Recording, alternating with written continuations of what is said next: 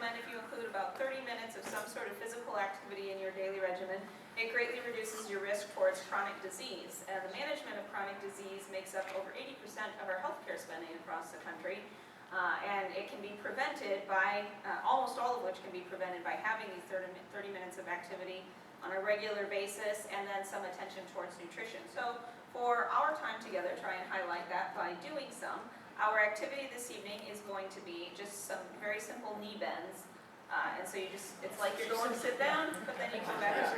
Nothing too strenuous, just a little bit here and there. Do not, you are exempt. Do not.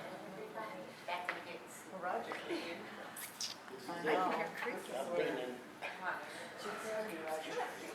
But then, okay, very good. You can go ahead and have a seat. Thank you very much.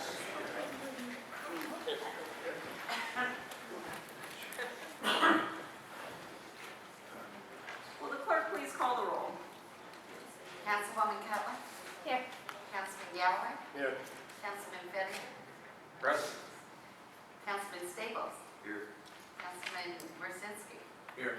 Councilwoman Scher? Here. Councilwoman Minchuk? Present. Excellent. All members of the council received a copy of the minutes from our last regularly held session on May 1st. At this point, I would entertain a motion to approve the minutes as submitted. So moved. Second. I have a motion and a second. Are there any corrections or additions to the minutes? Just about this second page, very last line. I'm sorry, actually, yes, on second page, bottom line, the concern is undue restriction should be UNDUE, not UNDO. That's all.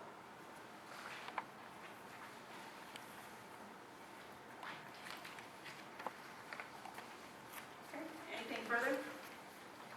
All those in favor of approving the minutes as amended, please respond by saying aye. Aye. Please nay, and the minutes are approved. That takes us to petitions and comments of the citizens. Would anyone like to address the city council this evening?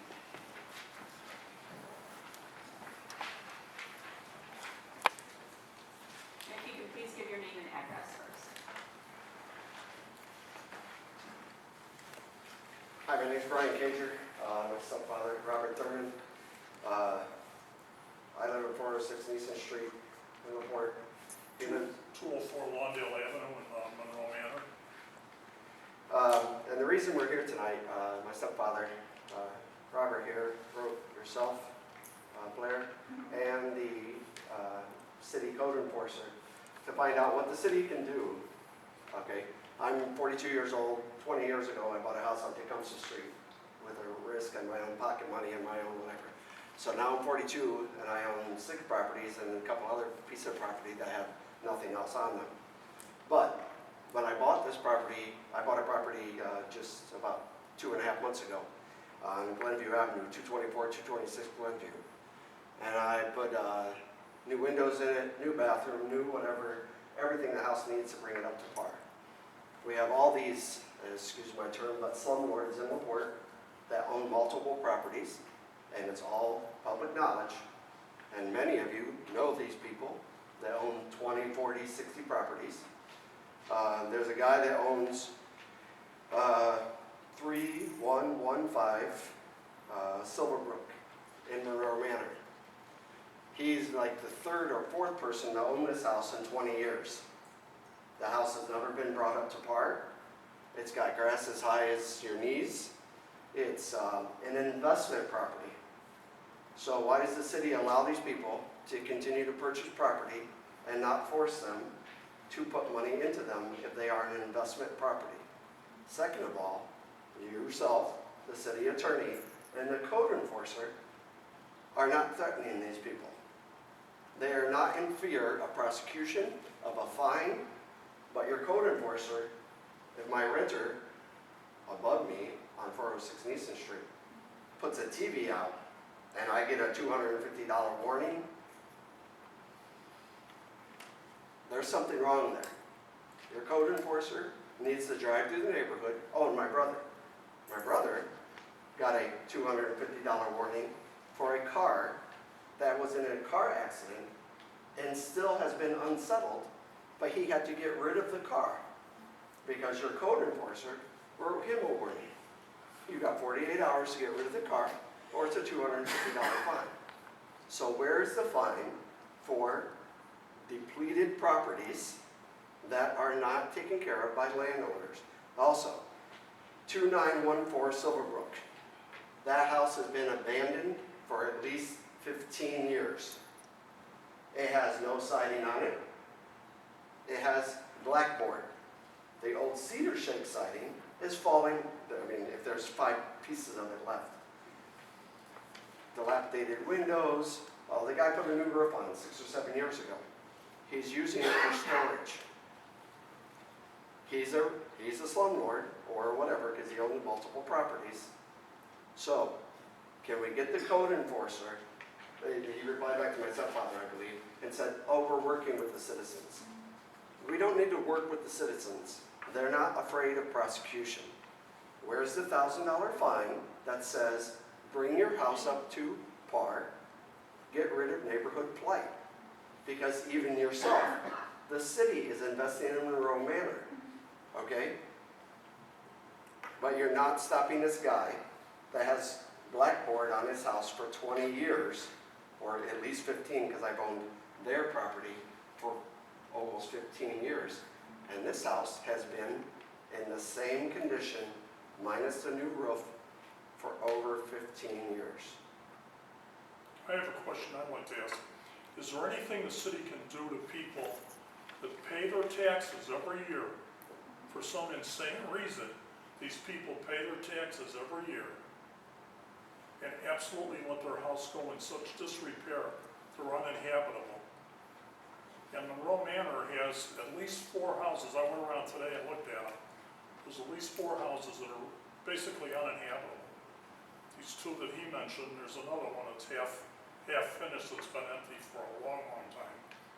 And isn't there something the city can do to force people to maintain their property, cut the grass, maintain the structure so that it's inhabitable? Yes, to an extent. We can only work as fast as the judicial system allows us to work, and that oftentimes is the largest hindrance for us, that we have to go through the legal process, that then everything has to be heard before a judge. Now, in the area that you're particularly referencing, with some of the challenges last year out in Monroe Manor, because of all the construction that was going on and the challenges to have access to homes at certain times, then we tried to work with people on understanding that, you know, there was just a lot of things happening during that particular time period in order to really try and crack down on folks. After your message and seeing the response that was sent, I know that the code enforcement director sent a response saying that we are working on it. I actually went down and talked with him because I wanted a little more thorough response than that, to be able to have some more specifics. I'm trying to think that I have actually a more thorough report that he gave me that's sitting on my table in the office right there, and I'm thinking back to the discussion that he gave me when I asked him about it specifically, that there have been some challenges, and particularly with the one that you're referencing of having had issues for multiple years. It's exchanged owners multiple times, and A man just bought the one at 3115 Silverbrook okay. last October.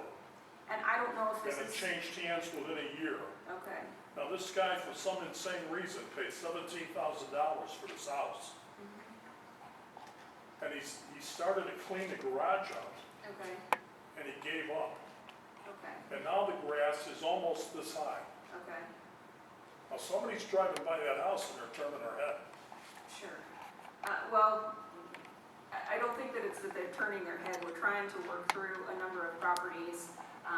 What we're trying to also do is work with the street department in being able to address those properties, that if we can't get the property owner to then maintain the lawns, then the street department will come and take care of it at then the owner's expense, to then pay the costs that the city is incurring to maintain their property. Sounds like that probably hasn't happened just yet this season, but it's certainly something that we can make sure we're pointing out to code enforcement and the street department. So there is an effort to make sure that we're holding property owners accountable because we do want to eliminate blight. That certainly the code enforcement issues have been a challenge because we had, in the past, we've had one full-time person there and then a part-time person. We plussed it up to now 2 full-time people.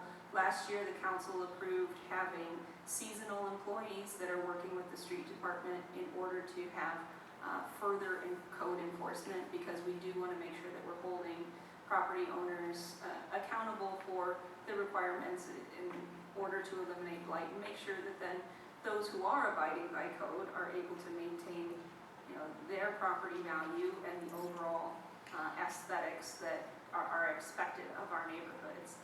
So can certainly appreciate the concerns that you have there. Like I said, I have that report that's sitting on my table. It's waiting for me to scan it. I was going to send it to you so that you have more of those specifics to understand where each one is in the step of the process.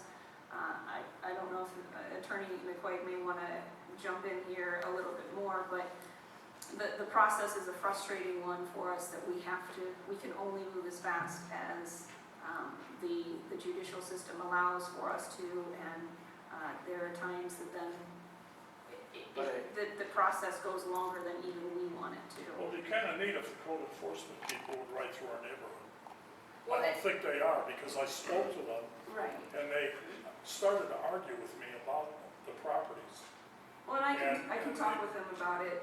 The previously, they hadn't because of the construction that was going on last year. So that was purposeful to allow for the fact that there was just a lot of construction going on. But when I talked to him last week, when I got the more specific update that I'll make sure to provide you, then he said, yeah, we need to make sure that we're getting back in that neighborhood this year. Good. Because the construction's done now, and so we want to make sure that, especially since we have invested all of these resources here, that we want to have be a really aesthetically pleasing neighborhood. Are they going to continue on with that sewer separation? That is a part of a larger project Well, I've got the with wastewater drawings at system. home from Nice Engineering, Yeah, and our street isn't even in the project. Lawndale Avenue is not part of the project, and the Okay. street between us and Boyd Boulevard is not in the project. And we get the worst flooding and have the worst sewers. And I don't know who scoped that out. well, it may relieve some of the flooding by the work that they're doing on other streets, so it The may. street they did is perfect. The street they did Oakdale all the way around, Right. past Silverbrook, a little bit on the Silverbrook. But there's still plans to do further phases, and so they may not necessarily have to tear up your street, but they may be taking up others to redo the stormwater through that area that can oftentimes alleviate They're supposed stormwater to in do that all area. the streets, but it's all scoped out on the drawings. But our street is not even part of the project, and the rest of phase 2 looks like it's waiting for federal money. Well, what I'm saying is that with the work that they're doing in other locations, it may alleviate some of that challenge. And it's not necessarily federal money that they're waiting on, it's Well, that's having what I was access told. to the next phase. I understand that I'm kind of blindsided on that project. I was told that they're waiting for federal money. I asked Jackie Bowarski what the deal was on the federal money to get that project finished, and she didn't know anything about it. She said that's a local issue, Well, maybe there was the some, building department. maybe there was some miscommunication when we're talking And about. the different engineers things. from Nice that were on the job told me that that's what they were told. I have all the drawings for all the streets in that whole subdivision, Okay, and the way it's scoped out from phase 1, 2. Yeah. well, to answer your original question, yes, there are plans to continue working through the next phases of Monroe Manor and the sewer separation project. The next phases of it require are looking at the implementation of a stormwater district. And so there's the preliminary aspect of that project is underway right now that they're working with an engineering firm to look at what a stormwater district would all encompass. That's the first portion of it. And then, assuming that move forward, then that provides funding for doing those next projects. Now, there may be further aspects of it that are requiring some federal dollars, but I think the primary aspect of the next phases there are surrounding the stormwater district discussion. That's nice. Thank you very much. Yes, and I'll get you the more specifics on those, the different properties, so that you've got a little bit more detail on some of it. For me, But it is something that we are continuing to work towards, that I don't disagree with any of the concerns that you for brought myself, forth here. the 2914 Silverbrook is a real problem, because I'm investing into my property, all new siding, new windows, new garage roof, new this, new that, whatever. And I don't, okay, for example, my house on Tecumseh Street, which we lived down the street from years ago, in 20 years, I've had 3 renters. So I don't allow slumlording. I don't allow my properties to look like others that own multiple houses, investment properties in LaPorte, allow theirs to look. So without me having to put up a 6-foot-tall privacy fence, I believe the city of LaPorte mandates that all new construction in LaPorte has siding, even if it's 12-4 car siding, which is like the lowest grade, just basically paneling for the outside of your house. That's all new construction. So somehow you guys should be able to enforce that people put siding on their house and not allow blackboard to sit on the house for 20 years. I mean, I'm bringing this up now. Well, there are holes in the walls where animals are crawling in and out of the house. And I will tell you that on properties that are in that state, if we're aware of them and are brought to our attention, or if we have been driven by and seen that, we do everything that we can to get them into court, and we do enforce and put fines on properties. The challenge that we've had, there was a pause in the tax sales that occurred in the county of LaPorte. And so due to that, there were some houses that fell into like a bankruptcy situation where we had banks. Now, when we're going through the judicial process, it does require notice to the owner of the home. Sometimes that was a bank in Florida, and it takes us, a while to get notice to the proper person, inform the court that we've informed that person, and then assess the fines accordingly. Those fines then are basically put as a lien against the property. Does that get someone to put siding up on the house? No, it doesn't, but we're doing everything that we can with not having a physical owner that's there to. Well, let me ask you a repair it, question. so. Why can't you take this guy into court? His name is Frank Montemayor. Why can't you take him into court and condemn his property and take the property if he won't improve it? We can only move at the pace that the. He pays his taxes. I can't imagine a guy paying $500 and some. And I will say, again, the docket for code enforcement court is public record. There are houses that are on that docket. We have those individuals in court. Those people are allowed to come and present their testimony. Some of them come in and say, I'm ordering the siding next week. Lowe's just told me that it's coming in, But but you it got I'm just telling you that there is a process, so there are 20 things that happen. Well, they never do I away with understand. the stuff in Valparaiso. I guarantee you. It's been They 20 have a years. police now. officer that's a code enforcement officer, and they don't get away with that there at all. And I will tell you that our code enforcement department works very diligently to address the situations that they can, and we also try and work with individuals. We do assess fines, but if someone is telling us that they're trying to work on the property, telling them that, screw you, don't work on your property, we're gonna assess a fine, isn't really gonna get something done. So we do try and work with individuals at the beginning to see if we can get that property up to code. We have some properties, I think that if you drive by the corner of A and over by the high school, you'll see individuals that are taking a house that looked like, that you couldn't even see, and taking down a ton of brush, opening it up. There are properties that are coming into compliance, but you're focused on one particular property that you see. There's a lot in the city of LaPorte, so. There may be a lot, but I've owned their property. I bought it 15 years ago. We'll definitely This take a house look at that. looked the same or maybe a little bit better, 15 years ago. So I've got that there's address got to be down. a timeline. Okay, the guy says, I'm saving up money. Okay, it's an investment property. Like people, if you pull the public records, that own multiple investment properties. Okay, can we please get them and you guys to act on these people? I don't, If myself, as a mechanical engineer, who's willing to stick out my neck and do this for my town, I would hope you guys could put your thumb on some people. we all want the same things here. We're not disagreeing with anything that you're saying. What I'm trying to tell you, what the attorney is trying to tell you, is that we are working through the system as fast as possible. We're adding resources to the department to do more of these things. The process only works so fast, and it's frustrating for everybody involved, particularly in cases where you've had transfers of ownership. I think one of these properties has had an owner that received a foreclosure notice, and so then the owner leaves. And then the bank doesn't know that the owner is gone. The bank may transfer the mortgage to folks, and so the code enforcement director ends up having to be a detective to try and find all of these different It's all public, that banks. record. I found it pretty easy.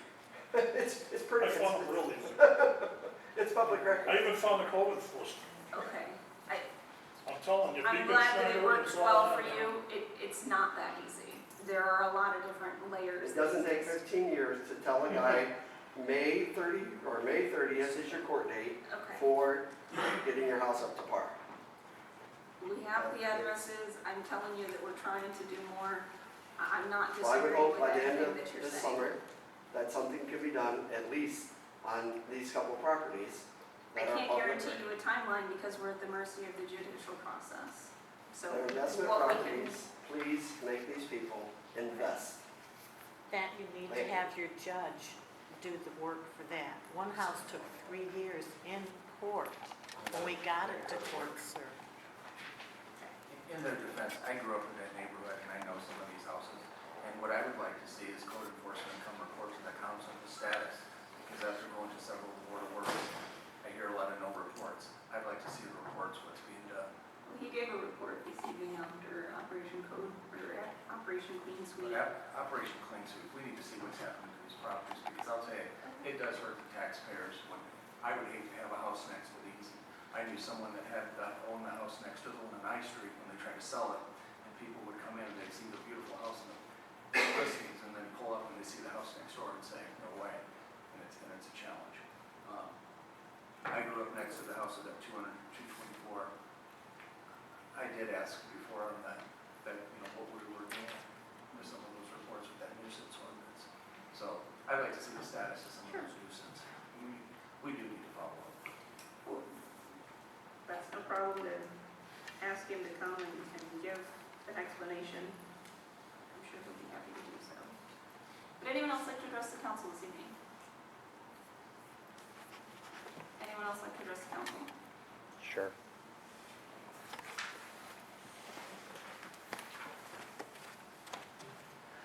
Lou Carlosaro, 2424 Monroe. I'd like to thank you for updating us on the I Street issue last meeting. And first time today I've seen kids playing in the splash pad. It's kind of cool. Now there's some people asking about the restaurants and delivering food, but I'm sure there's a lot of issues with the restaurants to do that. But yeah, it looks cool. I'm pleasantly surprised on it. Thank you.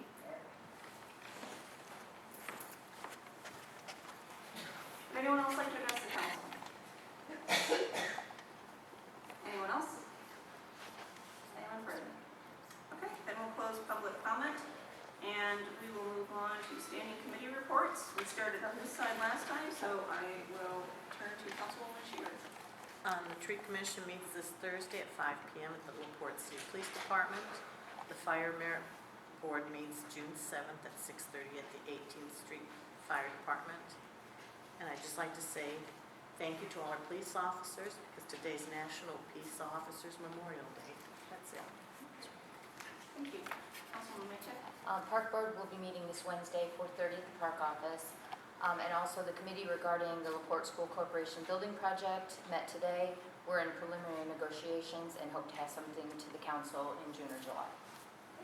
Thank you. Councilman Cutler? The Business Improvement District Board met on May 8th. The downtown planting of flowers will begin this month in the planters, and a pilot project to test the possibilities of including evergreens in future plantings were installed at 3 planters. And if you're interested in looking at those planters, they are at the corner of Monroe and Jefferson.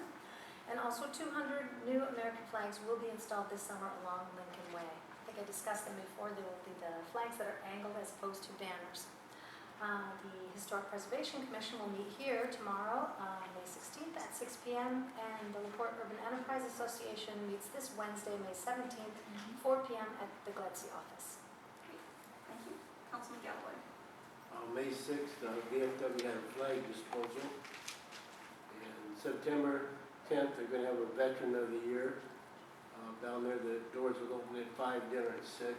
It's quite a ways out, but they got all the plans made already.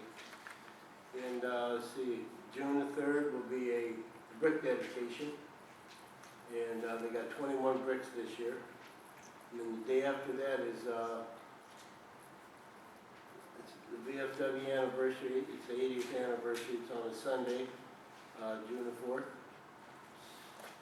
And they're also going to have another flag disposal. And let's see, in Michigan City, they got a flag by the courthouse. They're going to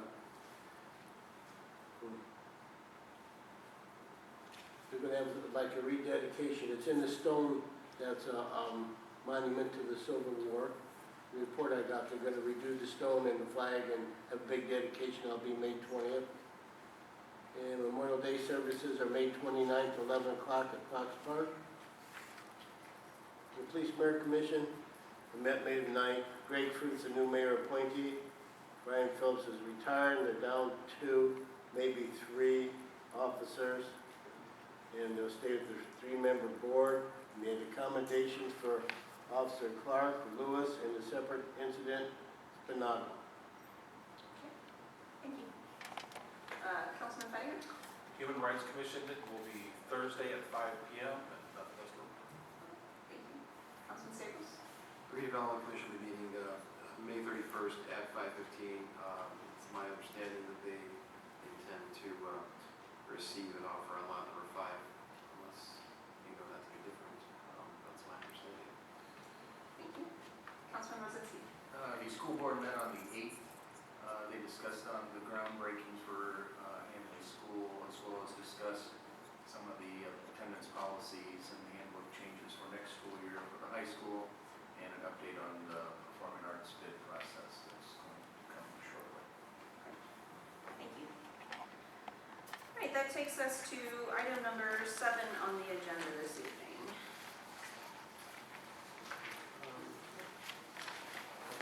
Your Honor,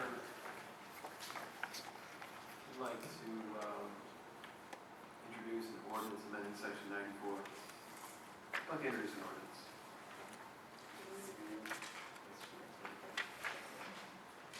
Councilman Staples, you know, as far as the contents of this ordinance, do you have any motions potentially regarding the ordinance that is tabled at this time?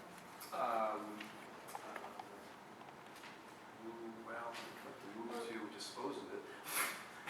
But I don't know what's the motion. Well, do we need to just do, if we're going in order, do we introduce this and then if this passes, and then when we get to unfinished business, then you dispose of this? Or how The, I don't know the what traffic process commission is, you know, I'm kind of at the whim of traffic Well, commission based I on guess my I'll just understanding of. make apologies. Yeah. I'll just make a motion to introduce an ordinance for now, amending section 94-218, parking prohibited at any time of the municipal code of the city of LaPorte, Indiana. Second. I have a motion and a second for the introduction of an ordinance. All those in favor, please respond by saying aye. Aye. Any opposed, nay? Please do so. So the title was read, and so I'll read the contents then. Whereas the traffic commission, after due consideration, has recommended the common council that parking be prohibited on Valley Street, south side, in Scott Street, and Philadelphia Street, and Tally north side, from the intersection of Scott Street 60 feet to the east, Common Council of the City of LaPorte, Indiana.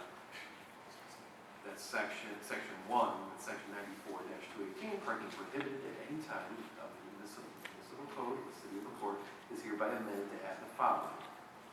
Talley Street, south side between Scott Street and Philadelphia Street. And Talley Street, north side from its intersection with Scott Street, 60 feet to the east of Talley Street. Scott Street, 60 feet east of Talley Street. Section 2, any ordinance in conflict shall be repealed.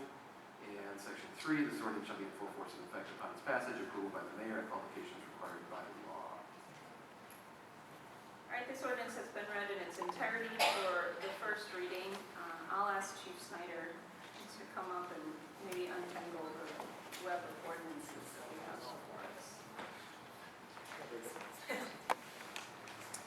Okay, this, as you're alluding to earlier, is very similar to another ordinance that has been tabled that had parking restricted on both sides of Talley Street from Scott Street to Rumley Street. As we looked at that a little closer at Councilman Stables' request, we looked and found that there is no parking restrictions on Talley Street currently between that stretch that we're talking about of Scott Street to Philadelphia, which means legally 2 cars could park on the north and the south side at the same time, which would make that road impassable because it is such a narrow street. That's a problem, and our goal is to make sure that there is at least some patch through there. So that's the first part of Talley Street being restricted parking on the south side. The second part of this mostly deals with that ordinance that is on the table right now. As we looked at this, at the suggestion of Councilman Galloway and Councilman Stables, that making that entire block between Scott and Rumley to accomplish the goal that we were looking to keep larger trucks, school buses, and garbage trucks from driving up on the curb to get a passable turn lane, we don't need to use that entire block and make it no parking.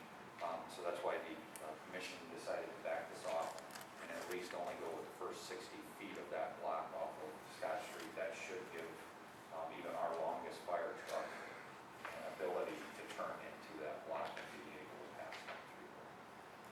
That's where this came from. Some discussion. Councilman Brzezinski and I were looking at the map of that, and we noticed that we're going to affect a lot more residents if we say no parking on the south, because the north side has a big empty lot from Philadelphia to, is it Rumley? There's a good portion with no houses there, so we're going to affect more people who can't park in front of their own home if we say no parking on the south side. Why can't we say no parking on the north side, and we don't have to worry about the 60-foot section at all, and just say that side's no-go, and then the south side can just stay parked, and if anybody needs to park, they can just park across the street. Before, I had a discussion with Chief Snyder, and I guess he had indicated most of the cars are actually parking on the north side of the street. As we visited that, I mean, that's what we saw. Most of the cars were parked on the north side of the street if you travel through there. Yeah, I just didn't know if That's why it was 6 of one, half a dozen of another as far as that, which side of the street you park on. As far as no parking, we still need that 60 feet, no matter which way you go. That street is so narrow that these large trucks, ours included, are not going to be able to make a turn sufficiently without going up on the sidewalks. And that's what this has been brought before the commission and the council originally, was that there was considerable damage done to new sidewalks that were put in there, and because of trucks not being able to make that turn. There are vehicles parked right now almost continuously on the north side of Talley in that first block, some of them even right up to the intersection, which is another issue. But that's what you dealt with also, but this will take care of that issue by backing them up that 60 feet. In fairness to Councilman Benninger, where there are no parking signs, they have them, we have them, I should say, not enforceable, obviously, because there's no ordinance, but where we have them, they're on the south side. So the reason they're probably primarily parking on the north side because the signs are, there's a few of them at various There are places. two, and they're up there, they should be up there right now because of, there's no ordinance to give them any legal back. But it's But also, as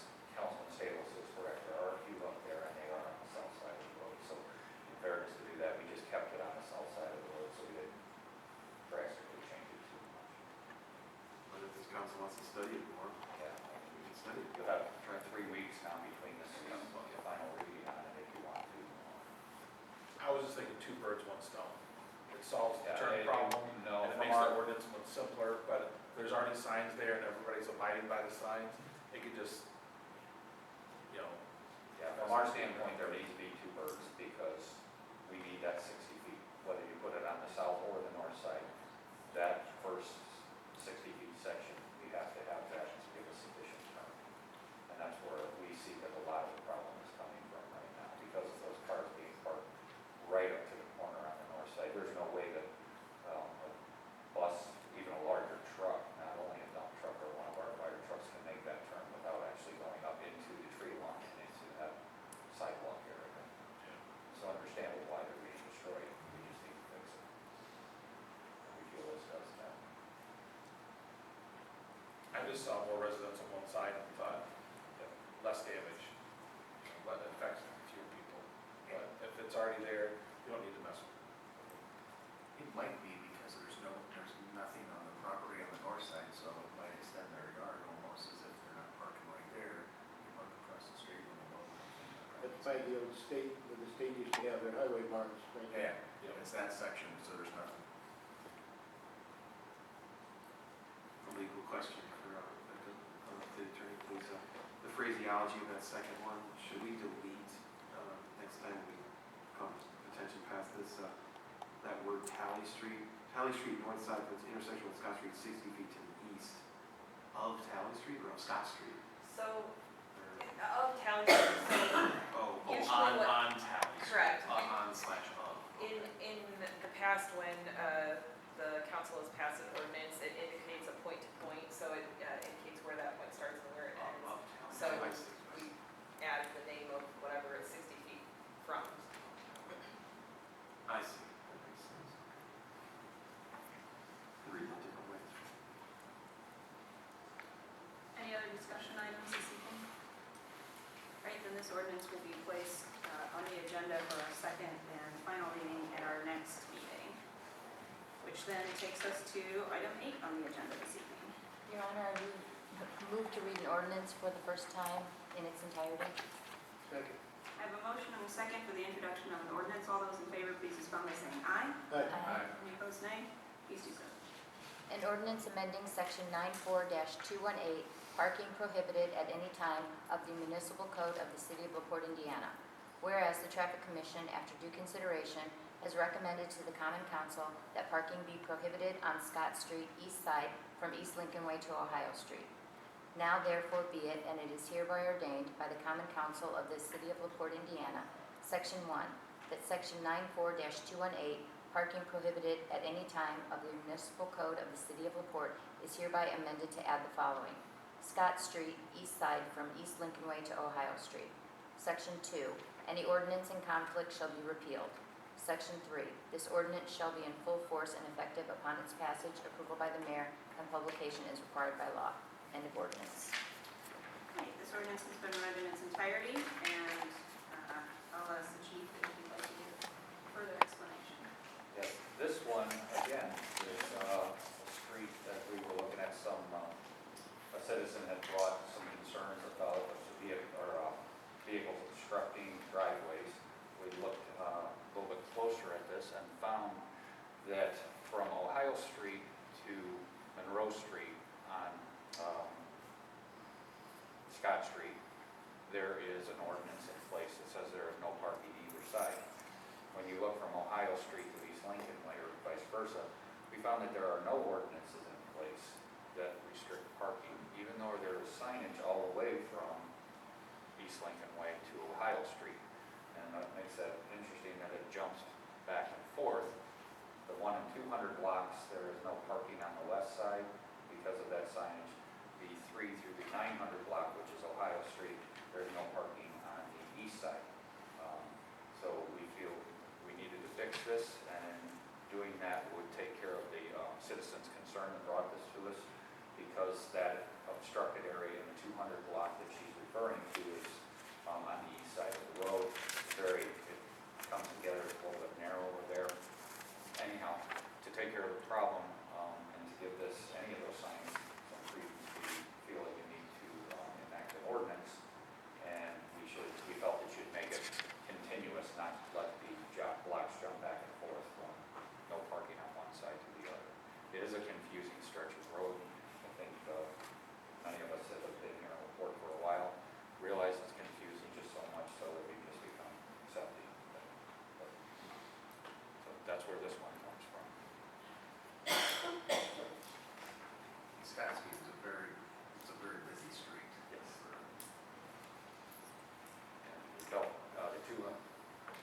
one, that the lesser of the evil, with the two blocks changing rather than the other 7 blocks. Questions, discussion? We couldn't find out in the record why it was that way either, could we? No, we could not. Actually, there's 2 ordinances that deal with the, from Ohio to Monroe Street, and there's no ordinances that deal with something like to Ohio. Randy Schultz.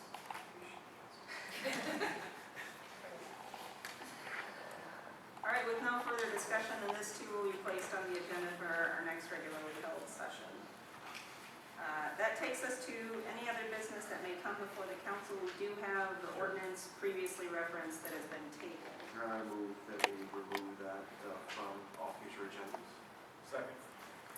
I have a motion and a second.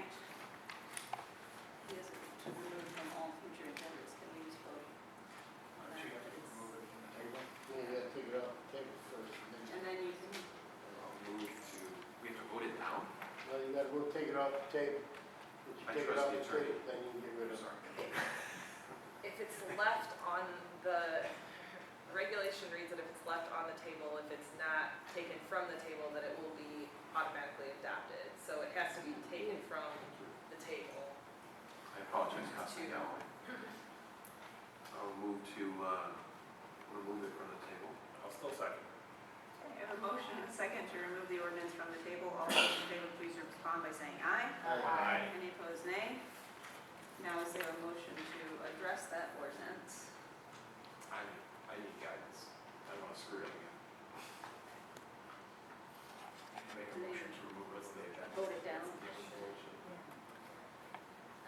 As far as the ordinances to the council, if the council wishes for this to no longer be considered, then there could be a motion to remove the ordinance from consideration of the council.